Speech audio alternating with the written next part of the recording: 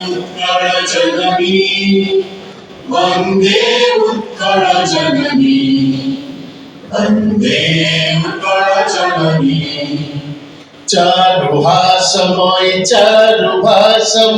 जननी जननी जननी पूतपयोधि विधौत शरीर बालकमाण सुशोभित तीरा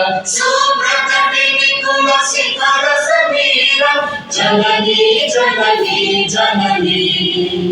घन घन वन भूमि राजित अंगे नीलभूधर मनसाजित रंगे कण कण मुखरित चार विहंगे जननी जननी जननी सुंदर सारि सुशोभित क्षेत्र ज्ञान विज्ञान प्रदर्शित नेत्र जननी जननी जननी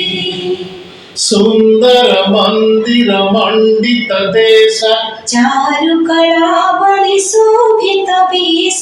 पूर्ण तीर्थ जय पूर्ण प्रदेश जननी जननी जननी उत्कल सुरवर दर्पित गेह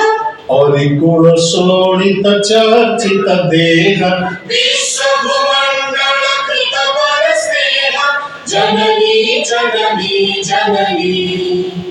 कविकुल मौळि सुनंदन वंद्य भुवन विघोषित कीर्ति अनिंद्य धन्ये पुण्ये चिर शरण्ये जननी जननी जननी वंदे उत्कल जननी वंदे उत्कल जननी वंदे उत्कल जननी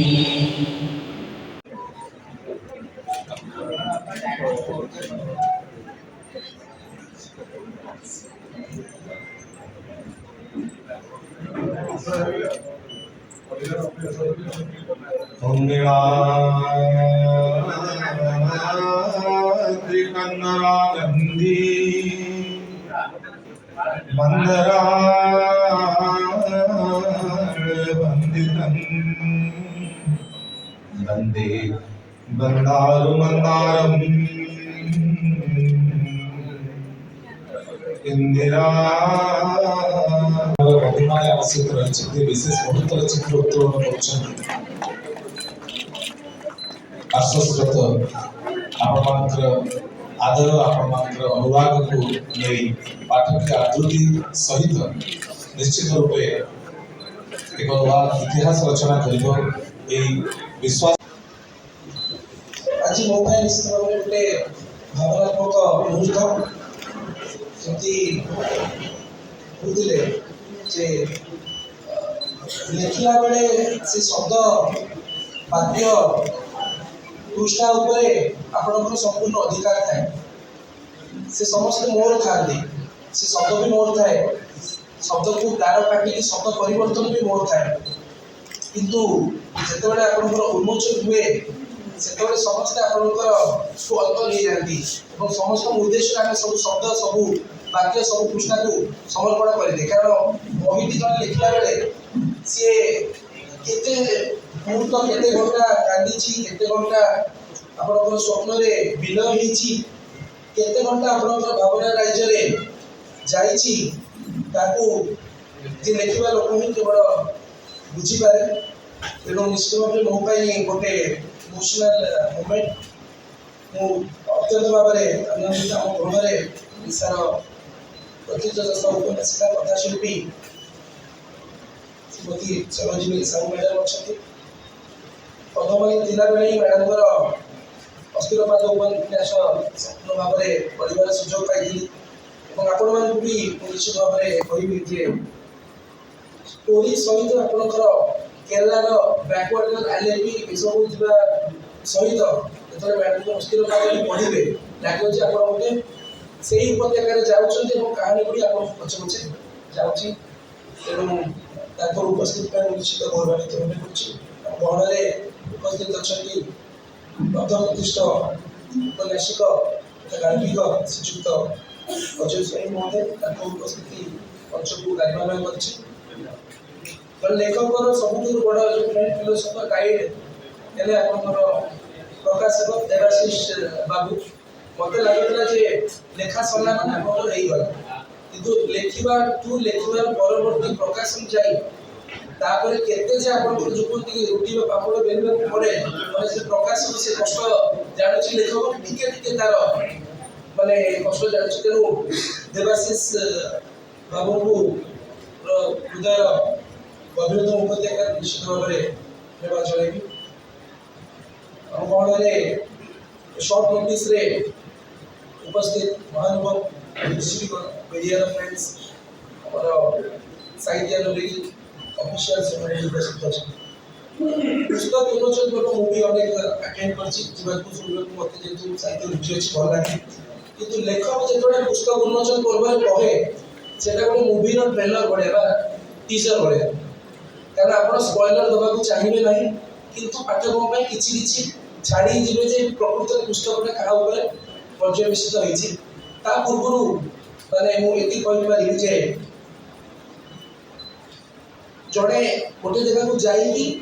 ତା ବିଷୟରେ ଉପଲବ୍ଧ କରିକି ଅନୁଭବ କରିକି ଅନୁଭୂତି ସାଉଁଟିକି ଲେଖିବା ଗୋଟେ ଜିନିଷ ଥାଏ, ତାର ଅଲଗା ମୂଲ୍ୟବୋଧ ରହିଛି। ଜଣେ ସେଇ ଭିତରୁ ଜନ୍ମ ହେଇକି ବଢ଼ିକି ସେଇ ଜାଗାରେ ପୁଣି ଯାଇକି କାମ କରିକି ସେଇ ଜୀବନକୁ ବୁଝିବାର ବି ତାର ଗୋଟେ ଅଲଗା ଅନୁଭୂତି ଅଛି। ମୋ ପ୍ରଥମ 10 ବର୍ଷ ଜନ୍ମଠୁ ଆରମ୍ଭ କରିକି ସୁଦୂର ମାଲକାନଗିରି, ଉମରକୋଟ, ନନ୍ଦପୁର, କୋରାପୁଟର ଗଜପତି, ଗୁମାର ସେଇ ଜାଗାରେ କଟିଥିଲା 10 ବର୍ଷ। ତେଣୁ ଯେତେବେଳେ ଆମର ବି ଜନଜାତି କଥା ଆସେ, ଗଜପତିରେ ହଉ କିମ୍ବା ତାପରେ ଯେତେବେଳେ 10 ବର୍ଷ କାଟିଲା ପରେ ଚାକିରି ଜୀବନରେ ମଧ୍ୟ ପ୍ରଥମ 3.5 ବର୍ଷ ରାୟଗଡ଼ାରେ କଟିଲା। ତେଣୁ ଜୀବନର ଅଧା ସମୟ ଚାଇଲ୍ଡହୁଡର ପ୍ରଥମ କିଛି ବର୍ଷ ଏବଂ ଚାକିରିର ବି ପ୍ରଥମ କିଛି ବର୍ଷ ବିଭିନ୍ନ ଜନଜାତିମାନଙ୍କ ସହିତ ତାଙ୍କର ସମାଜ, ବ୍ୟକ୍ତି, ଚରିତ୍ରଙ୍କ ଭିତରେ ହିଁ ସେ ଗଳି ମଧ୍ୟରେ ହିଁ ମୋର କଟିଛି। ତେଣୁ ଯେଉଁ ପ୍ରତ୍ୟେକ ଅନୁଭୂତି ଅଛି ସେଟା ଆକ୍ୱାର୍ଡ ଅନୁଭୂତି ନୁହେଁ, ଯେଉଁଟା କୁହନ୍ତି ଆପଣଙ୍କ ସହିତ ସେଟା ଚାଲିଛି, ଆପଣଙ୍କ ସହିତ ସେଟା ଦୌଡ଼ୁଛି। ଏଇ ଯେଉଁ ପୁସ୍ତକଟି ଆପଣଙ୍କର କୁଟିଆକନ୍ଧ ଜନଜାତିଙ୍କର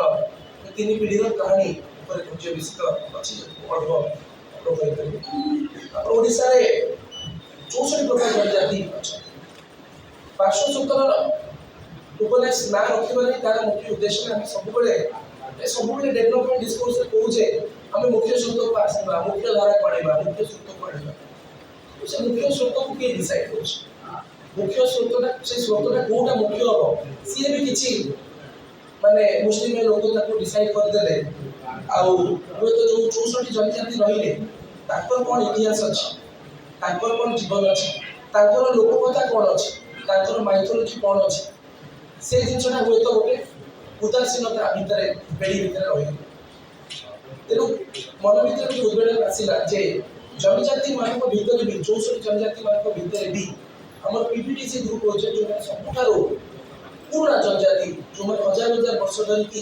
ସେଇ ସ୍ଥାନରେ ନିଜ ଜୀବିକା ସହିତ ଅଛନ୍ତି। ସେଇଟା ଆପଣଙ୍କର ସାଉଥ ଓଡ଼ିଶା ଯଦି ଦେଖିବା,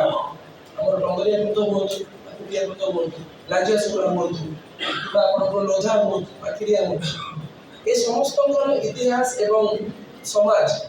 ଆମେ ଯେଉଁଟା ମୁଖ୍ୟ ସ୍ରୋତ ଦେଖୁଛେ ତାଠୁ ସମ୍ପୂର୍ଣ୍ଣ ଭିନ୍ନ ଅଛି। କିନ୍ତୁ ସେ ଭିନ୍ନତା ମଧ୍ୟରେ ମଧ୍ୟ ଗୋଟେ ସମତା ଅଛି, ଗୋଟେ ଆପଣଙ୍କର ସମ୍ପର୍କ ଅଛି। ହୁଏତ ସେଇ ସମ୍ପର୍କର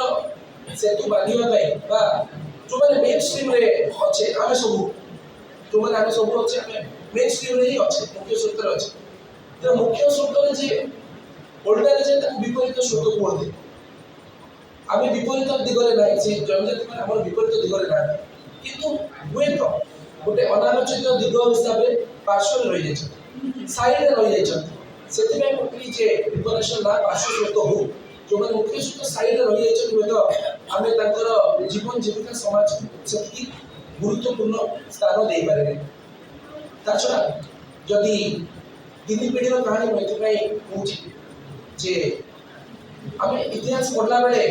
pre independence history, post independence history, medieval history ସବୁ ପଢ଼ୁ, କିନ୍ତୁ କଥା ହେଲା ଯେ ତା ଭିତରେ ଯେଉଁଟା ଆପଣଙ୍କର ସାମାଜିକ କଥା ଅଛି, ସାମାଜିକ ଚଳଣି ଅଛି, ସମସ୍ତଙ୍କର ଅଲଗା ଅଛି। ଯେମିତି ସତୀଦାହ ପ୍ରଥା ଥିଲା, ଯେମିତି ବିଧବା ବିବାହ ଥିଲା, ସାମାଜିକ କୁସଂସ୍କାର ଦୂର ହେଲା, से समय भी आपणकर उपनिवेशवाद सहित बेरिया प्रथा भी थिला से बेरिया एजेंट भी आपण होते से समाज किभଳି से संस्कृति सहित चलुला केमती परिवर्तन होला संघर्ष केमती होला संघात केमती होला उपनिवेशवाद ताकि किभଳି प्रभावित करला तापरे सी गोटे पार्ट आपण जदि देखिबा एवं आपणकर जो कहती जे जदि ताकि गोटे सामग्रिक भाव गोटे कहि परिबी जे लाइक एन एंथ्रोपोलॉजिकल फिक्शन जोते हिस्ट्री रो आपणकर ट्रीटमेंट्स अछि गोटे एंथ्रोपोलॉजिकल फिक्शन हिसाब रे आपण ताको नै परिबे जे जोटे फिक्शन अछि किंतु कहानी एवं चरित्र माने आपणकर सामाजिक विषय वस्तु रो गली उपगली देई के से माने गति करछन एवं विभिन्न जेनरेशन रे गति करछन तापर जदि हमें 20 शताब्दी को आसीबा मोला से छोट जिनस आपनकर सरकारी कर्मचारी माने बहुत अधिक अछन आपन एकेडमिशियन भी अछन आपन भाबो जेतने हमर स्वाधीनता घटिला डेमोक्रेसी आसीला गणतंत्र आसीला गणजमने जो माने थिले ओ माने स्टेक होल्डर्स थे गछ वृक्ष अरण्य से स्टेक होल्डर्स थे वन्य प्राणी पशु पक्षी से माने स्टेक होल्डर्स थे आमे फॉरेस्ट एक्ट आनिले फॉरेस्ट रूल्स बनेले फॉरेस्ट इंक्वायरी कमिटी करले जंगल को सुरक्षा करिया आमे सैंक्चुअरी एक्ट आनिले आमे वाइल्ड लाइफ एक्ट आनिले हमर पशु संपद को सुरक्षा करिया किंतु ए स्टेक होल्डर्स भीतर जो माने हजार हजार वर्ष धरि की जंगल एवं जंतु को मध्य रहुतले जनता और जनजाति से हुए हमर पुष्टागुड़ा रे हम गणतंत्र भीतर वर्त टिके स्थान पाइबा को सक्षम भेले नाही तेणु आज भी आग जाए पूर्व जाए गणतंत्र भितर भी से सैंक्चुअरी भितर पशु संपद रही पार मनुष्य रही पार बाहर आसा पड़े विस्तारित हवा पड़े से जंगल सुरक्षा अच्छे से हजार हजार वर्ष धरिकी से वन्य जंतु सहित रोकले से आज मजुमिली पार्टी गणतंत्र पर तेणु हूँ तो जो स्टेक होल्डर्स कथा भावुचे मानवीय दृष्टिभंगी देखिबाटा केते गुरुत्वपूर्ण ना कागज कलम एवं नियम धारा उपधारा मध्ये देखिबा गुरुत्वपूर्ण एई समाजर सब बेले रहिबो प्रशासनकर सीमाबद्धता जोडी सरे लेखककर भावना मध्ये सेही आरंभ होय जो अपूर्णता बा क्षोभ आपण प्रशासन हिसाब रे पूरण करबा केते समर्थ हेई परिबे नाही जने लेखक सेते तार सब क्षोभ अपूर्णता विश्वास भरोसा सबुडा सेते भरिबा चेष्टा करे